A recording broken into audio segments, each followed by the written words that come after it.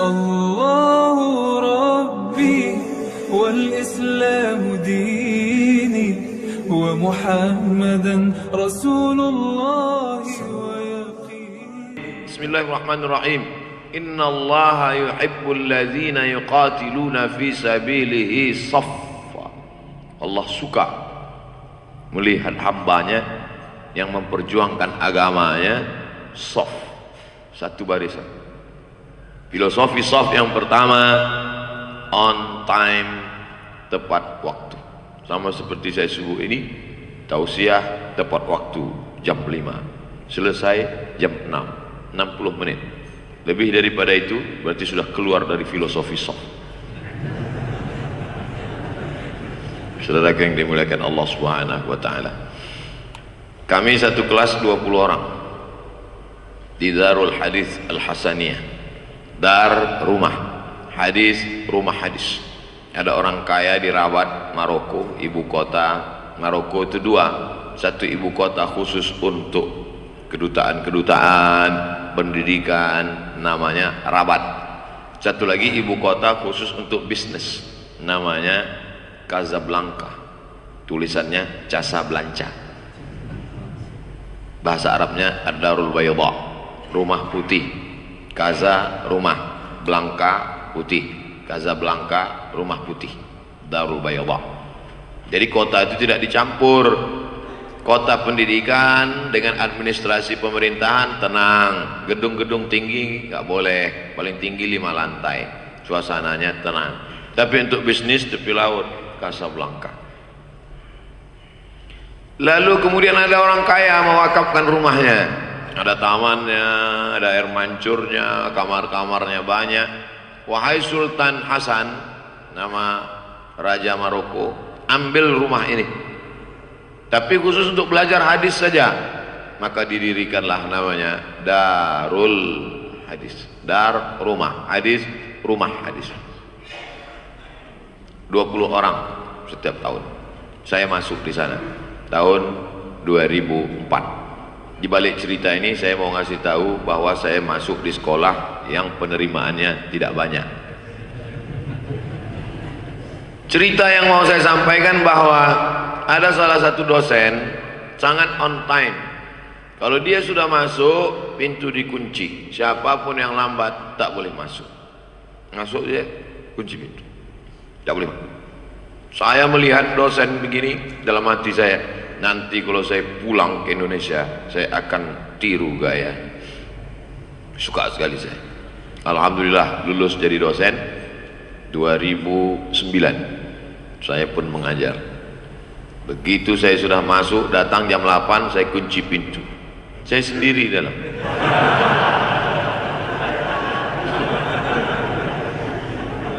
Kalian mau masuk? Boleh.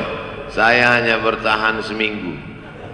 Setelah saya berharap mereka berubah, tapi rupanya dua kemungkinan.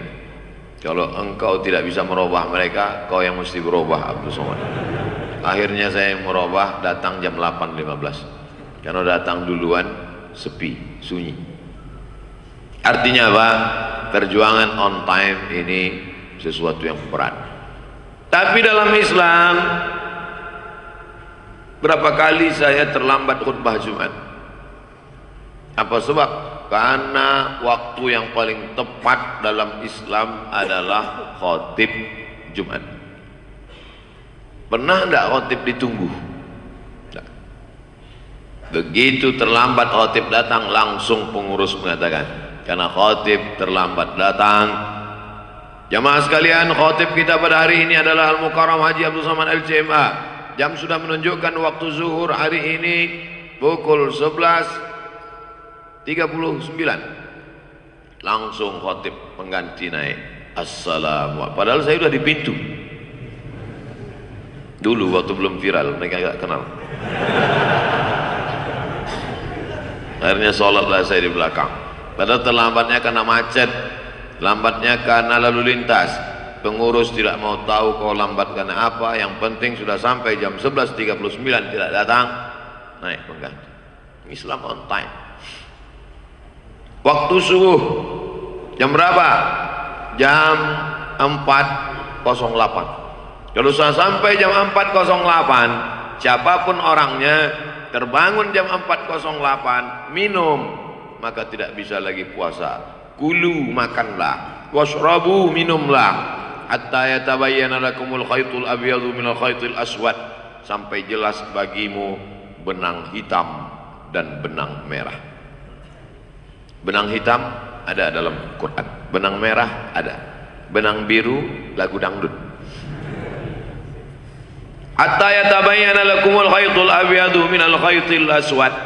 Boleh makan, boleh minum sampai jelas bagimu antara benang hitam dan benang putih.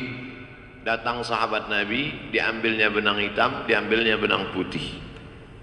Sekarang kalau kita matikan lampu, kita keluar, kita bawa benang hitam, benang putih, bisa tak sekarang kita bedakan? Belum bisa. Walaupun sekarang jam 5.15, kita belum bisa membedakan benang hitam, benang putih, karena masih gelap. Ternyata maksud makanlah dan minumlah sampai jelas bagimu benang hitam dan benang putih. Dilanjutkan ayat berikutnya, hatta yatabayyana lakumul khaytul abyadu minal khaytil aswadi minal fajr. Yang dimaksud benang hitam benang putih adalah fajar shadiq dan fajar kadzib.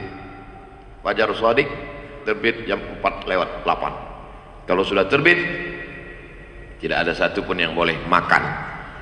Ada yang terlambat bangun jam 8 pagi, kemudian dia tetap juga mau puasa, dia tambah, kalau start puasanya jam 4, berarti buka puasanya jam 6. Kalau jam 4 start puasa, berarti bukanya jam 6. Kalau terlambat sahur jam 8, berarti kan tinggal nambah 4 jam aja. Kalau gitu nanti bukanya jam 7, 8, 9, 10. Bisa nggak gitu? Nggak bisa. Ini waktu sudah ketetapan Allah yang tidak bisa ditawar-tawar. Itulah makanya dalam memahami ajaran Islam ini harus bisa kita bedakan mana yang statis, mana yang dinamis. Nah, ini niru bahasa Ustaz Ahmad Ridwan jadinya. Ini bukan sesuatu yang dinamis, ini adalah sesuatu yang statis, tidak boleh digeser, tidak boleh dirubah. Maka Islam mengajarkan umatnya disiplin, terutama masalah waktu. 6 kali Allah bersumpah demi waktu. Masuk terbit fajar jam 4, wal fajr walayalin ashr. Masuk waktu subuh Allah bersumpah, was-subhi idza tanaffas. Masuk waktu duha Allah bersumpah, wad-duha wal-laili idza saja. Masuk waktu siang Allah bersumpah, wan-nahari idza tajalla. Masuk waktu petang Allah bersumpah, wal asr innal insana lafi khusr. Masuk waktu malam Allah bersumpah 2 kali, wal-laili idza yaghsha wal-laili idza saja. Waktu. Makanya filosofi sok datang ke masjid itu kapan? Sebelum azan. Siapa yang lebih dulu datang? Cuman kadang di masjid-masjid kita yang duluan datang malah di sop belakangan. Datang cepat, nyender bukan nyindir ya. Terus terang, saya termasuk ustadz yang tidak pandai sindir menyindir. Saya to the point aja. Ustadz Somad, tolong nanti sindirkan masalah ini ke jamaah, kata pengurus. Apa masalahnya Pak? Kalau sudah nyumbang sedekah ke masjid, jangan ditarik lagi. Saya pun saya kuatkanlah dalam ceramah saya. Al-aidu ila ibatihi kal kalbil ladzi ya'udu ila qaihi. Orang yang sudah nyumbang sedekah diminta lagi sedekahnya, sama seperti anjing yang menjilat muntahnya kembali. Selesai tausiah kata pengurus, mohon maaf Pak Ustaz, yang mau disindir nggak datang. Kecewa gitu. Ya, jadi kalau saya ceramah itu jangan tersinggung, memang itu isinya. Kalau datang ke masjid cepat, langsung duduk di sop pertama, karena di situ letak keberkahan. Datang ke masjid, filosofi on time. Selesai dari satu ibadah, menunggu ibadah berikutnya. Fa idza faragta fansab. Selesai dari satu ibadah, ke ibadah berikutnya. Tapi jangan sombong. Wa ila rabbika farghab, berharap, bermohon selalu kepada Allah Subhanahu wa taala. 20 menit habis. 5:20 selesai satu poin. Poin yang pertama dari SOP adalah tepat waktu. Siapa yang cepat datang, maka dialah yang dapat tempat duduk. Saya mohon maaf nanti kalau saya batuk, kasih waktu. Walaupun batuk ini tidak membuat waktu tambahan. Kita lanjutkan. Filosofi yang kedua dalam masalah SOP adalah tidak melihat jabatan, warna kulit. Kadang kalau kita sholat di Masjidil Haram, Allahu Akbar, mau tidak mau, suka tidak suka, mata kita kan pasti ngelihat kaki. Lihat kaki sebelah kiri, putih seputih-putihnya. Rupanya orang sekampung dengan petinju itu, siapa namanya? Petinju yang hebat itu, Khabib. Orang dari kampung Khabib itu kakinya putih-putih. Uzbekistan, Tajikistan, Afghanistan, Kazakhstan, putih. Kalau dia melangkah nampak darahnya turun ke tumit. Lihat yang sebelah kiri, hitam sih, hitam-hitam. Burkina Faso, Afrika Selatan, hitam. Afrika itu yang paling atas itu putih semua. Mesir, Libya, Tunisia, Aljazair, Maroko. Itu satu baris di atas itu putih semua. Makin ke bawah makin hitam. Pas paling tengah Kongo, itu hitam. Biji matanya aja yang putih. Ustaz kok tahu? Saya lama sekolah di Afrika. Pernah satu asrama, Cité Universitaire International, asrama internasional di Maroko. Maroko termasuk negara yang diberikan oleh lembaga pendidikan PBB untuk tempat tujuan anak-anak Afrika. Dan saya satu asrama dengan orang Afrika. Saya senang satu asrama dengan mereka. Mereka orangnya ramah, baik, dan berada di tengah mereka terasa kita mensyukuri nikmat Allah. Lebih putih. Nah, dalam filosofi SOP tidak bisa booking tempat. Ini untuk orang yang kulit putih saja, untuk orang kulit hitam saja. Filosofi SOP, disitulah ditunjukkan la farqa bainal arabi wal ajam, wala farqa bainal abyadi wal aswad. Tak ada beda antara Arab dengan non Arab, tak ada beda antara kulit putih dengan kulit hitam. Pernah tak Bapak Ibu melihat ini SOP untuk Arab saja? Yang Arab-Arab cemas belakang, Arab maklum belakang. Gak ada. Ini SOP untuk orang, tak ada. Dalam Islam diajarkan Abu Bakar Siddiq yang Quraisy, berkulit putih, mertua Nabi, hijrah dengan Nabi, pernah disebutkan dalam Al-Quran idhuma fil ghari, ketika dia berada dalam gua, idh yaqulu li sahibihi, ketika dia berkata kepada sahabatnya, la tahzan innallaha ma'ana, jangan cemas, jangan takut, Allah bersama kita. Abu Bakar putih, Quraisy, mertua Nabi, disebut dalam Quran, teman Nabi hijrah. Bisa satu saf dengan Bilal bin Rawah, berkulit hitam, susah, hamba sahaya, tak punya apa-apa, level paling bawah. Tapi dalam Islam kita diajarkan Sayyidina Abu Bakar, Sayyidina, kalau menyebut sahabat Nabi, Sayyidina Abu Bakar, Sayyidina Bilal. Yang nyebut gitu siapa? Nabi SAW. Sayyid artinya pemimpin. Sayyidina Abu Bakar, pemimpin kami Abu Bakar. Sayyidina Bilal, pemimpin kami Bilal. Yang ngomong itu siapa? Nabi. Ketika Abu Bakar berjalan berdua dengan Bilal, apa kata Nabi? Sayyiduna a'taqa sayyidana. Ini Sayyidina yang memerdekakan Sayyidina. Ini pemimpin kita yang memerdekakan pemimpin kita, membebaskan dari perbudakan. Abu Bakar membebaskan Bilal dari perbudakan hamba sahaya, tapi bisa di soft yang sama. Inilah filosofi yang tidak bisa diterima oleh Abu Lahab, Abu Jahal, dan abu-abu lainnya. Mereka tidak siap untuk duduk sama. Seandainya Nabi hanya mengajak marilah puasa sunat, semua bisa terima. Di antara yang tidak bisa diterima Abu Lahab adalah duduk bersama di majelis yang sama dalam shop yang sama dengan budak hamba sahayanya. Makanya kalau ada orang kaya tidak siap untuk satu shop dengan drivernya, dengan security-nya, dengan tukang cucinya, dengan tukang laundry-nya, filosofi shop kita sudah rusak. Filosofi shop yang kedua, Islam mengajarkan tidak ada perbedaan warna kulit, tidak ada perbedaan jabatan dan kedudukan. Diplomat bisa di shop yang sama dengan penjual toman. Penguasa bisa di shop yang sama dengan rakyat jelata. Mana bukti realnya nyata? Nih di masjid shop subuh ini, bapak yang selama ini sibuk nyari Pak Camat minta tanda tangan bisa di shop yang sama dengan Pak Camat. Nah, ini luar biasa. Mudah-mudahan kita selalu istiqomah menjaga shop ini insyaallah. Tapi Pak Ustadz di beberapa tempat justru tidak boleh.